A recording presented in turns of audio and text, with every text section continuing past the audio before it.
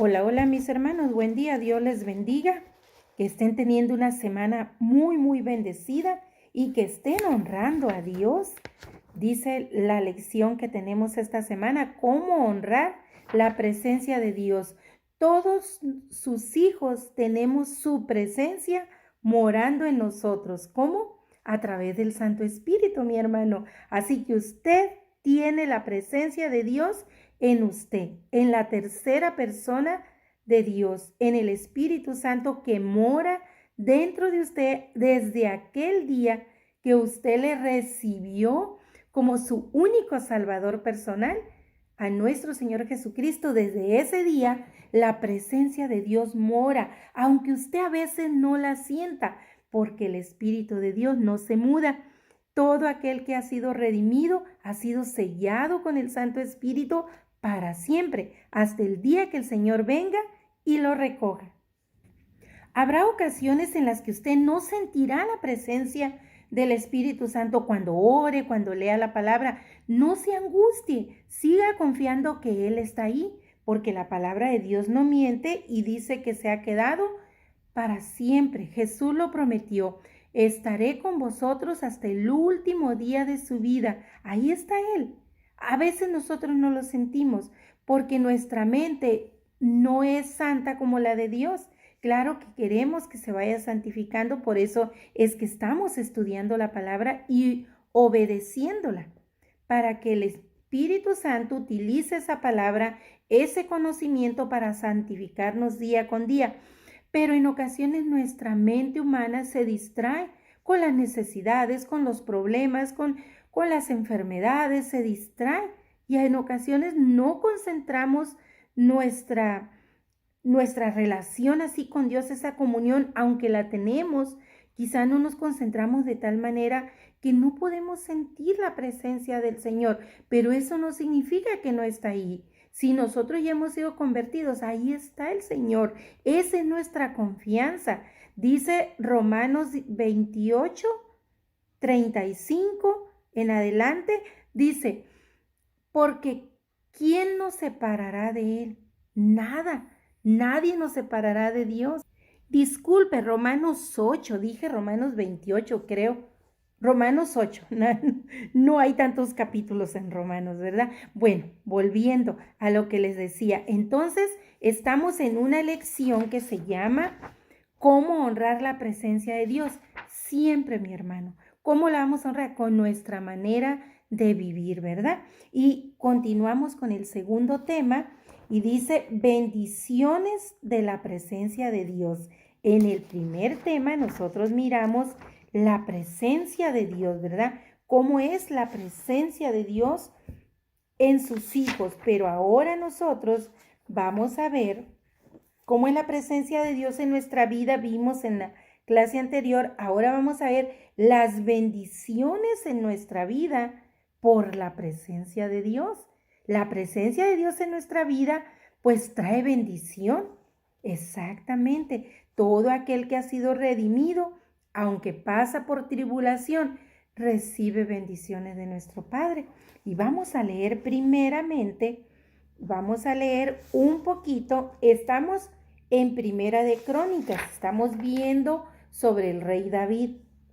Y en Primera de Crónicas nosotros miramos en el primer texto, miramos la presencia de Dios. Y había un hombre que podía vivir en la presencia de Dios, fue él, el rey David.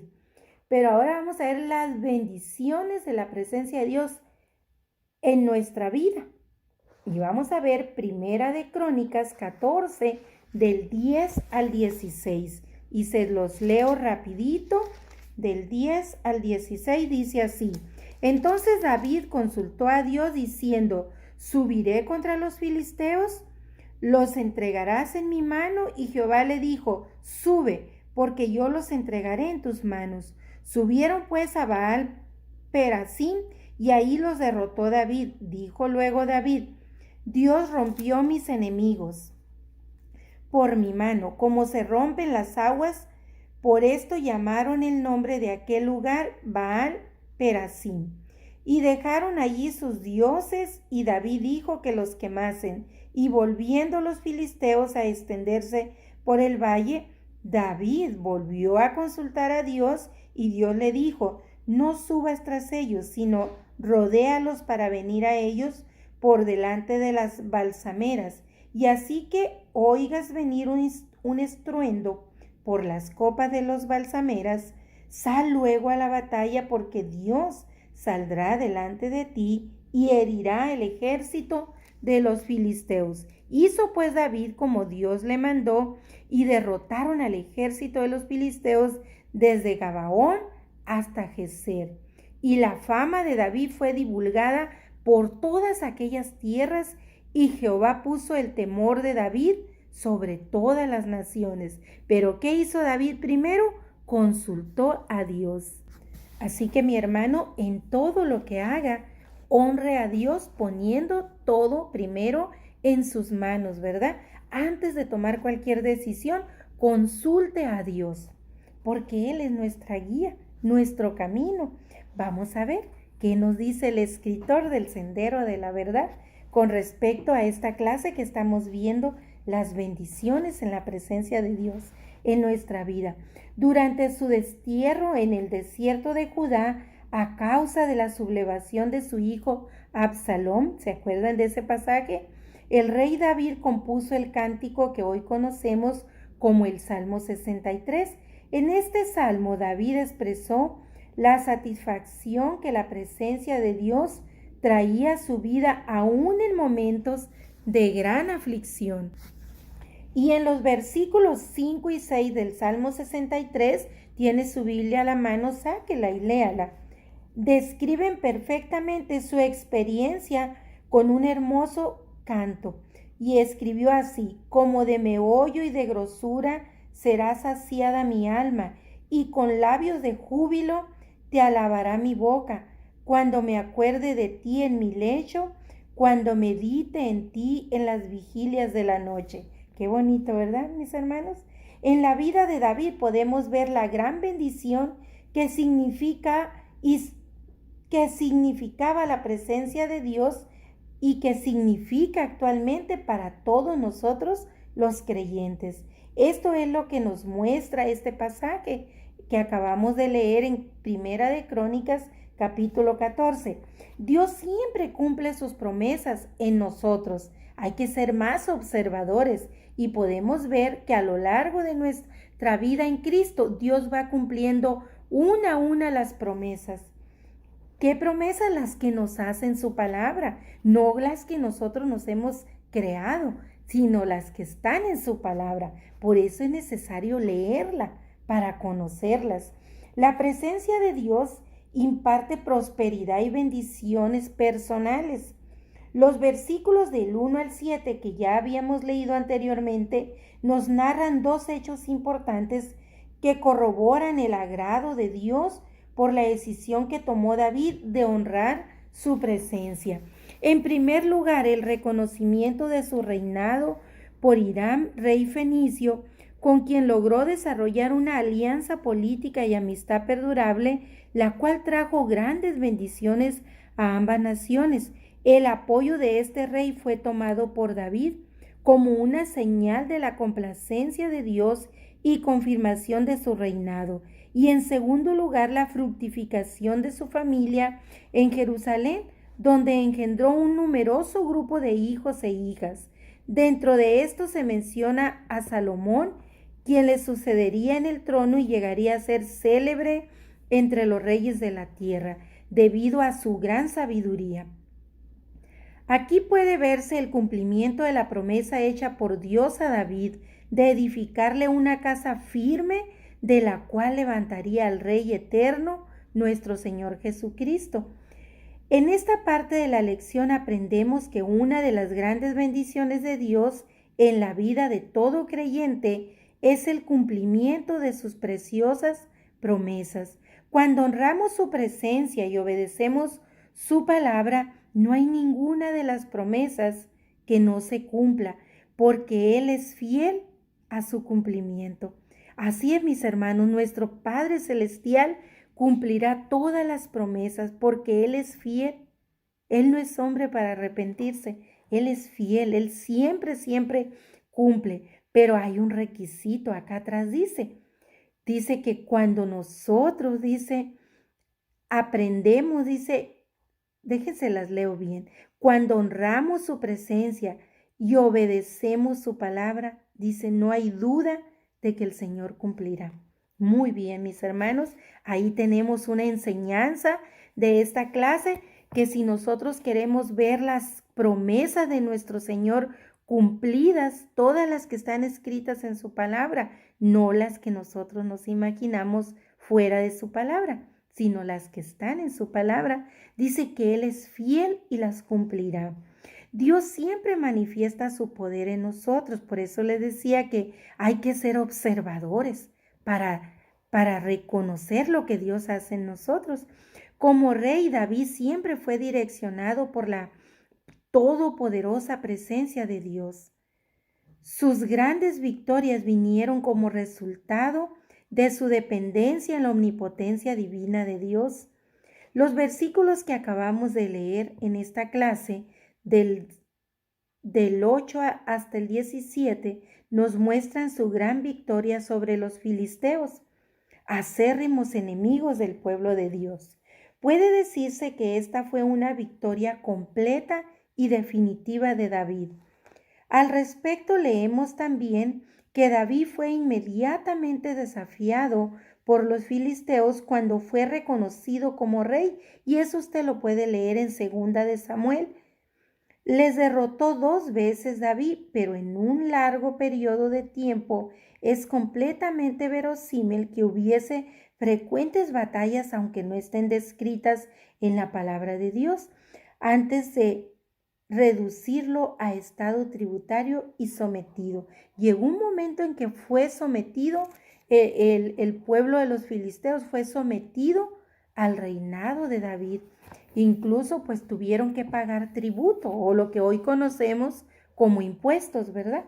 Los impuestos que pagamos hoy día al Estado. Así sucedió en aquel tiempo por esos grupos sometidos por David. Por eso ahorita que leíamos dice que se corrió una gran fama a los alrededores, en los demás pueblos, sobre el pueblo de Dios, principalmente sobre el rey David, el rey David era temido porque se decía que la presencia de Dios estaba con él. Entonces los demás pueblos le temían por eso, porque sabían que toda batalla que enfrentara contra él la perderían, puesto que con él estaba la presencia de Dios.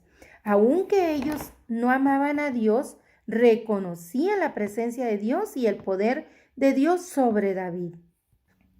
Podemos entonces notar una profunda dependencia que tenía David en Dios en las siguientes expresiones. Cuando dijo, entonces dice la escritura, David consultó a Dios, leímos hace un rato. Eso quiere decir que David no hacía nada sin la aprobación de Dios. Él consultaba a Dios. Consultemos nosotros a Dios también en oración siempre que vayamos a hacer algo. Otro aspecto de la lectura que acabamos de hacer es, David volvió a consultar a Dios y Dios le contestó. ¿Qué quiere decir? Que constantemente David consultaba a Dios, dependía totalmente de él. Otro pasaje dice, hizo pues David como Dios le mandó y derrotaron al ejército de los filisteos. ¿Qué significa esta expresión en el pasaje? Que David obedecía en todo a Dios, porque dice, hizo pues David como Dios le mandó. Ahora nosotros no tenemos profetas como en aquellos tiempos, que los reyes tenían a su profeta de cabecera que les decía, les interpretaba lo que Dios decía. A través de esos profetas Dios hablaba. Sin embargo, y a través de esos profetas ellos consultaban a Dios. Sin embargo, hoy día nosotros tenemos al mejor profeta, al mejor enviado, al mejor ayudador. Tenemos la profecía escrita, la palabra de Dios, nuestra Sagrada Escritura, la Santa Biblia. pero también tenemos al Espíritu Santo, el mejor ayudador, el Espíritu Santo que nos va a ayudar a interpretar lo que Dios dice. Por si fuese poco, por si así no fuera, que no lo es, porque no hay nadie mejor que nos dé esa orientación que el Espíritu Santo, tenemos la iglesia. ¿Quién es la iglesia? Los otros hermanos convertidos que nos pueden ayudar. Los no convertidos no, aunque estén en la iglesia, porque un ciego no puede guiar a otro ciego. Una persona que no tiene el Espíritu Santo, ¿cómo le va a ayudar a usted? Es triste, pero la santa palabra no miente y dice, el que no es conmigo, contra mí es, dice el Señor. Alguien que no ha sido convertido, aunque sea alguien que queremos mucho, como yo, que amo a muchos miembros de mi familia, los amo con todo mi corazón, pero no están convertidos. Son muy buenas personas, pero no son hijos de Dios. Y si no le sirves a Dios, ¿a quién le sirves? Al enemigo de Dios. Desafortunadamente es así. Entonces no podemos recurrir al enemigo de Dios para que nos ayude a interpretar lo que Dios dice. Tenemos que recurrir a los que nosotros vemos caminando conforme a la voluntad de Dios. Para eso estamos, para ayudarnos los unos a los otros. Tenemos a nuestros pastores, a nuestros líderes, para que nos ayuden. No hay pretextos para no hacer la voluntad de Dios, mis hermanos. Así que continuemos leyendo, ¿verdad? Y dice, luego de aquella gran victoria sobre los filisteos, el rey David expresó, Dios rompió mis enemigos por mi mano como se rompen las aguas. Confiar en Dios alcanzamos victorias contundentes al confiar realmente en el Señor. Y definitivas, esas victorias son definitivas sobre las mayores adversidades de la vida, como puede ser un problema o una enfermedad. Algunas veces tales victorias nos resultan inexplicables desde el punto de vista humano, pues corresponden exclusivamente a la intervención de la mano omnipotente de Dios, aquel que es poderoso para hacer todas las cosas, mucho más abundantemente de lo que pedimos o entendemos según el poder que actúa en nosotros. Y vamos a leer para terminar esta clase Efesios 3:20. Y Efesios 3:20 dice, y aquel que es poderoso para hacer todas las cosas mucho más abundantemente de lo que pedimos o entendemos según el poder que actúa en nosotros, a Él sea la gloria en la iglesia, en Cristo Jesús, por todas las edades, por los siglos de los siglos. Amén. Así que mi hermano, ahí tiene su clase de hoy. Recíbala, tómela por obra, practique lo que dice aquí, póngalo en práctica en su vida y reciba esas bendiciones que Dios promete. Tuvimos una enseñanza hoy sobre todo lo que vimos de David, cómo él era fiel al Señor, consultaba a Dios en todo. Pero ¿qué aprendimos? Que para que Dios cumpla las promesas hay un requisito, no porque Él no lo pueda hacer si nosotros no cumplimos, sino que Él es el soberano Señor y Él dice, a quien Él cumple, a quien obedece su palabra. Si usted no lo cree, vaya a Juan 14, 23 y 24 y ahí va a encontrar la respuesta. Bendecido día.